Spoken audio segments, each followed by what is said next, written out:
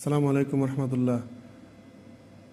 আজকে আমরা অষ্টম শ্রেণীর 2.1-এর 4 নম্বর অঙ্কটি সমাধান করব।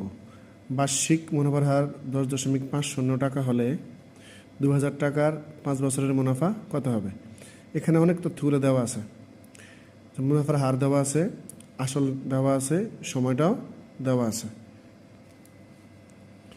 এখানে 2000 টাকাটা হচ্ছে আসল, সময় হচ্ছে 5 বছর, আর মুনাফার হার হচ্ছে 10.50 টাকা। আমরা এখন তথ্যগুলো লিখে নিলাম।